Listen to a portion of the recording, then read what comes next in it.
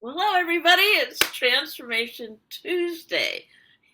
Once again, Tuesday rolls around, and this is my name is Judy Matejcek, world class paradigm shifter. How's that for you? I love it. Yeah, and life mastery consultant. And I love the fact that we come every Tuesday and have been since March 2020 with topics that are pertinent right here, right now, in this time. And I love the fact that August of 2024, we're talking about this beautiful topic called allowing. Allowing is my word for this year. Allowing, Hmm. not allowing, allowing. Pushing, requiring. I just came from the mountains, and there was a guy up there. I really one of the speakers, and he said, and they're talking about their spiritual practice. Hmm. And what he said, I used to seize the day, seize the day, and he did it like that with his French gift. And he says, and now I join the day. Oh, that's I'm lovely. joining the day. So, with that, I want to, before we start, Lori, I want to read a couple quotes to start us off with this allowing authentic leadership. And one is a quote from Harriet Tubman. Boy, for me, talk about a leader. Hmm. Yeah, a leader. And this quote is every great dream begins with a dreamer. Yes, Always remember you have within you the strength, the patience, and the passion to reach for the stars to change the world. absolutely. Gotta love it. Yeah, and the next one, I like this, I love this one too, is from Ella Fitzgerald. And her quote is, it isn't where you came from, it's where you're going to that counts. Hey, I love that. Yeah. So it's my pleasure to introduce our speaker, Laura Harris, an old buddy of mine, right? Not old, Long time. a long time person.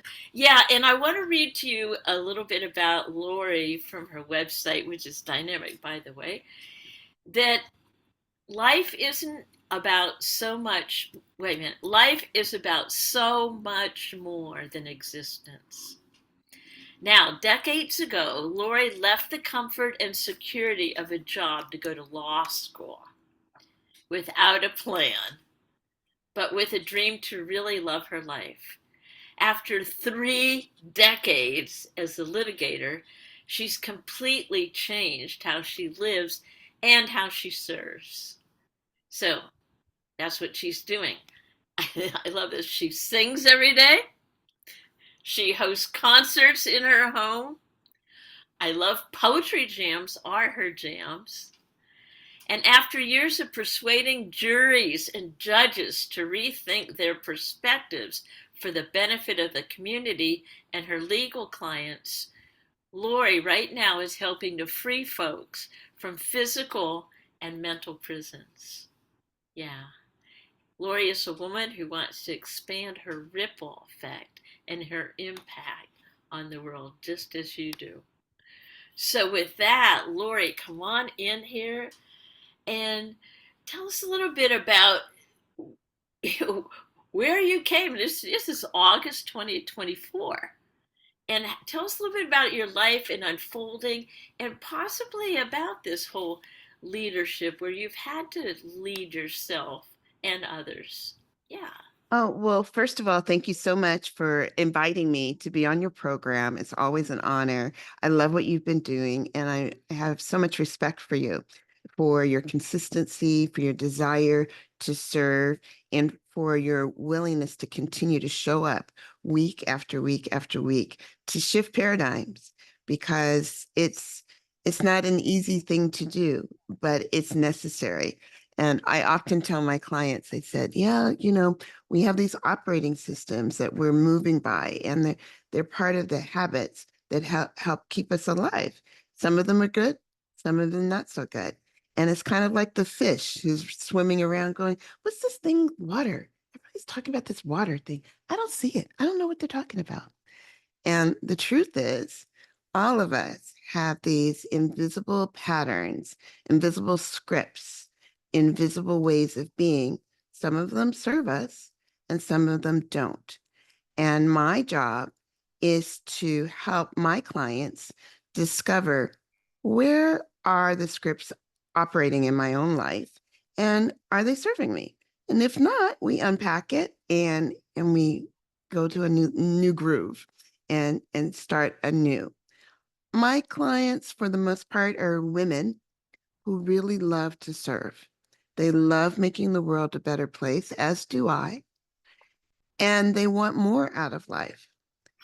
My job is to help my clients know it's not an either or proposition. You can continue to serve, do really great work in the community, make the world a better place, and have a beautiful life for yourself.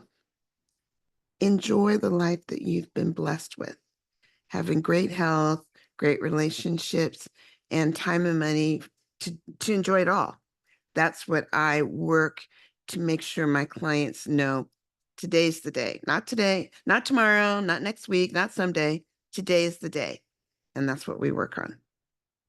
Yeah, well, you were talking a little bit about some of the challenges, perhaps, like that you have faced, and even and about where is it that the I like where like what values I think I want like getting into some of these core values that you live by Sure. Well, keeps you going. Yeah. I really, I love people. I love working with people and I I think I have a talent for seeing the good in people, seeing the fundamental goodness in people. And I love to love people and to help them bring that out so that they see that in themselves. Tara Brach, Gay Hendricks, they all talk about this thing that's been inside of us. We're not born with it. It develops over time where we start to question, am I okay? Am I okay? Am I safe? Is the world a safe place? And the reality of it is that we're more than okay. We are divine and special and unique individuals that have been brought to the planet at this particular moment to reveal something special that only we can do. And if we don't show up for ourselves and allow ourselves to reveal it to ourselves, then we miss out on all the good that is possible for us. It is it's a journey. And it requires some bravery to stand up and say, I'm okay. I'm fundamentally okay. When I look in the mirror, I like that person that looks back at me. And it doesn't come naturally for most of us, but it is present and available to all of us if we're willing to take that journey. You asked me about self leadership. And I think that leadership, when you start an entrepreneurial journey, it's going to require you to be a leader and to show leadership in your own life. And that's the difference between being a entrepreneur and being an employee. Just taking that stand of, I would love to put this force out into the world to make a difference. And I'm willing to do all the growth that's required of me to do it, even though it's hard, even though I don't know how. Being an employee is great because they always tell you what to do. This is what I want. This is how I want it. When you're an entrepreneur, you have to decide, what do you want? How do you want to do it? How do I get from point A to point B? And there's no instruction manual. Yeah. You got to show up for yourself. Would you mind sharing with everyone a little bit about what you were sharing before we hit the record button? Sure. No And problem. like I don't, sometimes I could talk like from different quadrants, but for me, that health quadrant is, Yes. and Yes. yeah, can we just Yeah. tell us and then Well, maybe some of the paradigms that were popping up? absolutely. So, Yeah. Judy, I recently suffered a major injury. I was looking at Q3 was about to start, and I was so excited because I had this epiphany for my business. And I said, oh, I'm so excited. I know exactly what I want to do. I know exactly how I'm going to get started. I'm so excited. July 1st, everything's going to change. It's going to be great. And I approached the end of June with that energy and attitude. June 29th was one of the best days of the year. I did everything that I wanted to do. I was having fun. I was having conversations with people. Everything was going great. I asked a couple of people, can you help me with something? And they both said no. I said, that's okay. I'll do it on my own. So I went to my cabin and I pulled out a ladder, and the ladder wasn't tall enough. And so then I pulled out a big industrial ladder that I keep not for my use, but for contractors who come to the property to work. I pulled out this ladder that I've never been on and took it to the area of my driveway that I know to be unstable. And I pulled out this ladder and I got on it. And I already knew I wasn't supposed to be on the ladder because I had had an incident 15 days before where I had a little stumble. I fell, but I was okay. And I did an Instagram post about how people are supposed to stay off ladders when they get to a certain age. So I thought that I had got the lesson. I thought I had the message down pat. Got on the ladder and I was nervous about it because I understood I'm not supposed to be on ladders. And I said, Dear God, please help. I did what I needed to do successfully without incident. I got off the ladder and went about, I was like, oh, that went well. Let me get back on the ladder and clean the gutters. Not an emergency, but I did it. Did not pray beforehand. I'm not saying that's why it happened, but I didn't think, I was not thinking about my safety. I was very distracted. I was on the ladder with a distracted mind and I fell 4 feet. I broke the large bone in my lower leg, the tibia, and I shattered the bones in my knee. When I fell, I immediately knew I was out of alignment. I looked down and I saw, oh, this is not good. And before I did anything to deal with getting recovery, but deal with getting medical assistance, I paused myself and asked myself, so what is this going to mean for me? Because I was having a great day. And, July 1st is right around the corner and everything's going to be so great. And I don't want this to stop it from being great. Mm. And so I decided on the ground right there before I did anything, whatever this injury is, I'm deciding today that it will not stop me. I'm deciding today that this will be part of my testimony. I'm deciding today that this is part of the story of how I move forward. It's not here to stop me, it's here to propel me. And from that mindset, then I decided, okay, now I can get some help. And I called, my neighbors came and they helped me, and I was transported by ambulance to a hospital 30 minutes away. And I've since had two major surgeries to repair the damage in my knee. I am learning to bend my knee, to create flexibility in my knee. I have not been back to my house where I live in over 6 weeks. I left the mountain and I have not returned back to that location either. I've not driven a car in over 6 weeks. I'm living with my sister. My family is taking care of me. And as a person who has struggled in the past with asking for help, I need help with almost everything now. And I'm finding out help is available. Help is available. And sometimes it requires patience. Sometimes it's not in my time, but help is available. And everything is all good. And so, one of the things I love about the work that we do and the work that we've done on ourselves before we ever started coaching.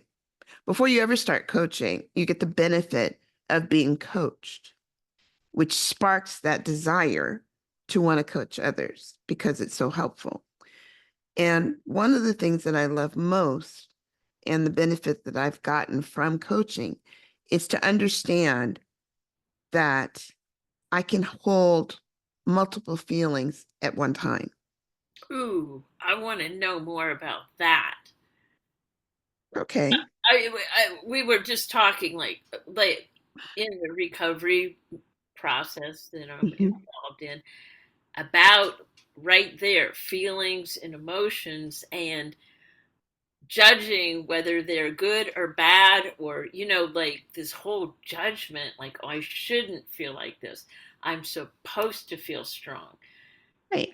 Yeah, Well, tell me I more. mean, there was a part of me that was like, who's going to listen to a life coach that got on a ladder and fell?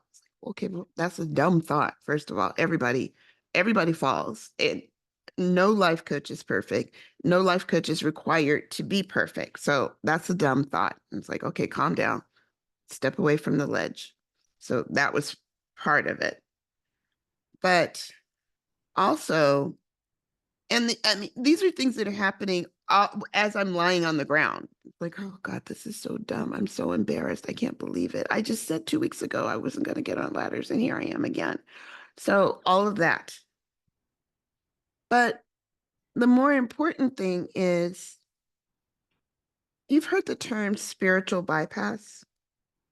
And sometimes people who have gone through a course of work will be accused of, and sometimes maybe they are.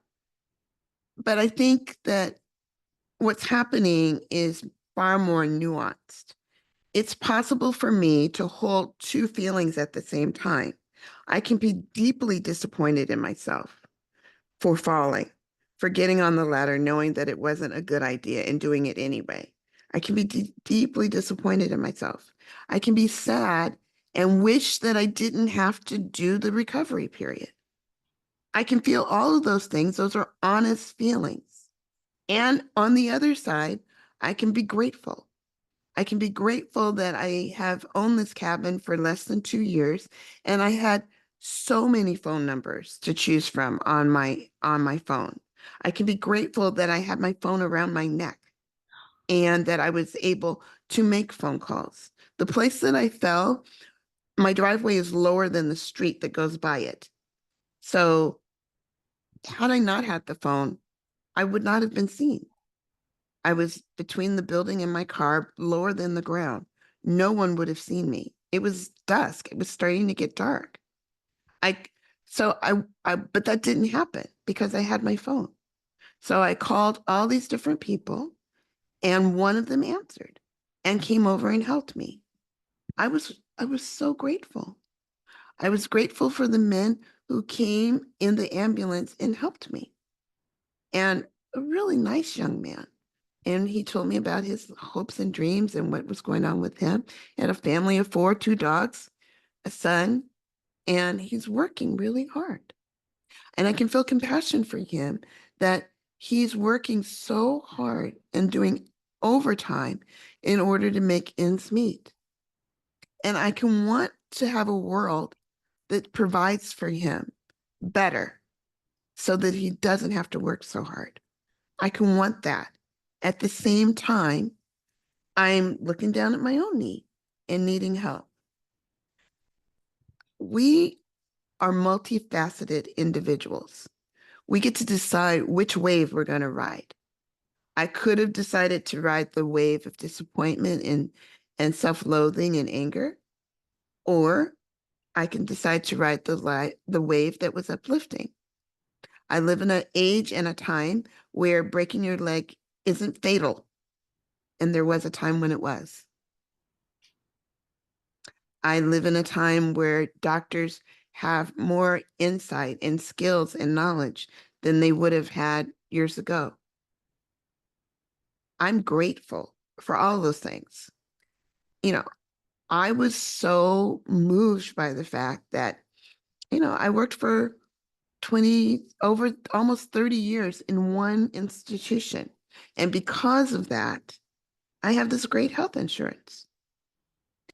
I was really grateful for that. And at the same time, I was thinking about the people that I know in my life that are working in jobs that they no longer want to be in only for their health care. And I can say, I want to build a world where the young man who's transporting me in the ambulance has his needs met and he doesn't have to work overtime. I want to build a world where people are doing work that lifts them up and that they love, and they're not staying somewhere in preparation for the worst day of their life that might never come. Yes, I'm really, really, really grateful that I have this insurance. I'm really, really grateful that I have this help. And this injury is one of the worst things that's ever happened to me. I'm grateful that I have the assistance, but geez, do people really have to do things they really don't want to do forever, just in case? I don't want to live a just in case life. I don't think we should. I don't think any of us should. Because if we're going to live just in case, live today really fully, just in case today's the last one. I love it. I love it. And that was 6 weeks ago. Hmm. And it's that connect the dots. Oh, so I've like a really a question is like you're you're letting you are we talk about the law of giving and receiving, Hmm. and I know you as a giver, giver, giver, giver, and now this is receive, receive, receive. We know that it's a cycle, and I mean, I believe that it's a cycle, a giving and receiving. So, what's it like to be on the receiving end of your family right now at this time in your life? It's very, very different. Um, it's hard because I'm used to doing things myself. I am a very independent person. And even now, like my physical therapist, my family's like, she's so independent. But, I think that's a good thing. Do what you can where you are with what you have. So I'm always going to do the best I can with what I have. I don't just kick back. And every day I get a little bit bigger, better, and a little bit stronger. And I make note of that and I'm grateful for it. But you know that Napoleon Hill says, whenever there's an adversity, no matter how big, within it is encoded a seed of something positive, no matter what. So if it's a really big, terrible thing happen, then on the other side of that is a really great, wonderful thing planted within it. And I know this to be true. So for me, I'm being transported down the mountain by ambulance. And my neighbor said, call someone from your family to meet you at the hospital. And I said, okay. I have two sisters. One of my sisters and she's the middle sister. I'm the eldest.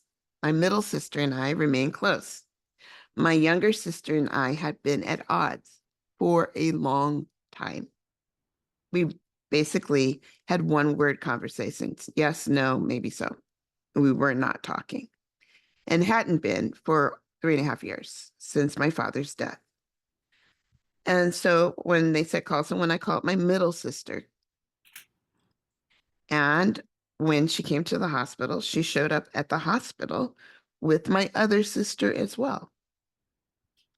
And as a receiver, I'm receiving care from my youngest sister. I'm living in her home. I am being taken care of by her. And she looked me in the eye and she said, whatever is happening between us, whatever has gone before us, that's over. You will come and you will stay in my house and I will take care of you. Let's just start over. Miracles. It is. Now, I mean, I would have loved it if it could have happened a different way, but this is the way it did happen.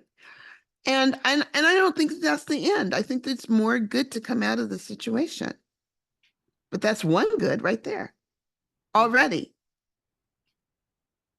And it's that content of our lives is the curriculum of our unfoldment. Yeah. And so here I am growing and expanding. And, I've had to forgive myself for things that didn't go the way I planned. I certainly had things that I was planning to turn in and have done and be completed by July 1st. And they just were not going to get done. It just wasn't going to happen. And I had to admit that and accept that and let the chips fall where they may. And I wasn't happy about it, but it's the truth. That was the truth at this time. And I accept that. I didn't like it. I still don't like it. I'm still processing that I disappointed someone. I don't like that I disappointed someone. And still, it couldn't be helped. And when I was younger and when I was still actively working as a lawyer, people have a tendency to create urgency around everything, deadlines. Somebody wants this, somebody wants that. All of it's fake. It's all fake planet, but whatever. I, the way I would keep myself grounded and not let myself just jump on someone else's urgency train was I would say to myself, they can do whatever they would do if I were dead. Because the truth is, they'll figure it out. That's how life is. So, you may have a job and you may be working really, really hard and think that you are the end all and be all of everything. You are not. You are not the end all and be all of anything. And take care of yourself. Do the very best job that you can. Know that your very best is going to change from day to day, and that's okay. You're not a machine. You are a human being having experience right now. And so some days you're going to have days where you're going to be really sad. It's going to be really hard to function. And your job is to take good care of yourself. And the rest will manage itself. And then there'll be days when you feel great and you can do your job and everybody else's job too. Great. All of them has nothing to do with your worth. Whether you having a great day and you're super productive or a not so much day. Your essence is worthy. You came here worthy. There's nothing you can do to make yourself unworthy. There's nothing you can do to make yourself better. There's nothing you can do because you came here imbued with the essence of life. So, you look around here, you see something beautiful, a flower. As beautiful as that flower is, you are. We enter are. You are the flower. If we can feel that, we can know some peace. One of my practices is I walk in the morning for my exercise.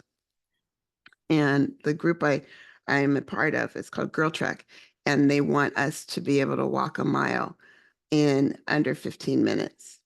That's great. It's because it's going to be good for your cardiovascular system. Sometimes I can, but a lot of times I can't because I'm stopping to take pictures of all the beautiful things. That's okay too. Yeah. And the one thing I love to take pictures of is to see plants forcing their way through concrete That's it. because they are answering the call for life. And I want to be that kind of person answering the call to life,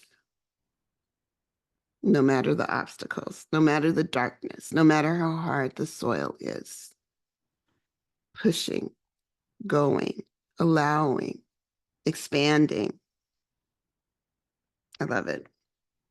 Oh, that's so beautiful. So beautiful. I started to do this practice this week. It's the seed exercise. Mm, And I it's from this book called The Pilgrimage, and it's where you get your body in a fetal position, and mhm, you're imagining as you are a seed under the ground, mm, and then you feel this little wiggle here. It's like push, and, and eventually you sprout up and like, "Whoa!" but the consistency is to do that exercise every day at the same time for 7 days mm, straight. To know that inside every one of us is a seed. And I was hiking up in Colorado last week, and one of my friends came up to me.